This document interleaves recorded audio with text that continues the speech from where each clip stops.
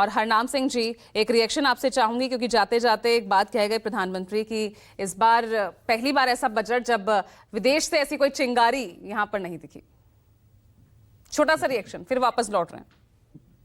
देखिए, ऐसा है कि प्रधानमंत्री जी हमेशा कुछ ना कुछ इस तरीके की बात कर कर एक उसको हास्यास्पद बना देते हैं। कांग्रेस पार्टी जो है वो इस देश की एकता अखंडता के लिए हमेशा से उसने शहादत दी है, और कांग्रेस पार्टी किसी विदेशी ताकतों के आगे झुकने वाली ताकत नहीं है। इसने देश को पाकिस्तान के दो टुकड़े करके बांग्लादेश बना दिया था, और हमारे देश के दो प्रधानमंत्री देश की एकता अखंडता के लिए शहादत दी है। तो ये बात कांग्रेस भारतीय जनता पार्टी को अच्छे से समझ लेनी चाहिए। तो आपको क्या लग रहा है, ये तंज आपके लिए कसा था क्या?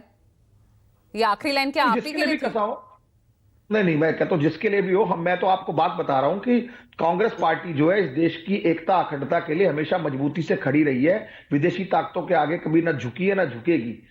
और आज जिस लेकिन हरनाम सिंह जी, यहां पर आप पर लगातार ये आरोप लग रहा है कि आप आम आदमी पार्टी को हराने के लिए इस चुनाव में उतरे हैं बीजेपी की बी टीम बनकर।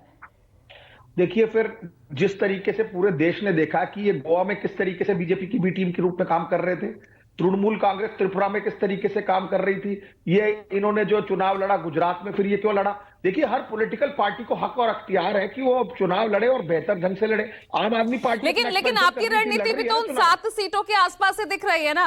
या फिर या तो मुस्लिम बहुल सीटें हैं, या वो जो दलित और मुस्लिम का जो कॉम्बिनेशन वाली जो 27-28 सीटें हैं, आप उन्हीं तक अपने आप को जो है लिमिट कर, अपने आप को रिजेक्ट कर पा रहे हैं। रैलियां भी उसी तरीके से आपकी प्रस्तावित हो रही हैं।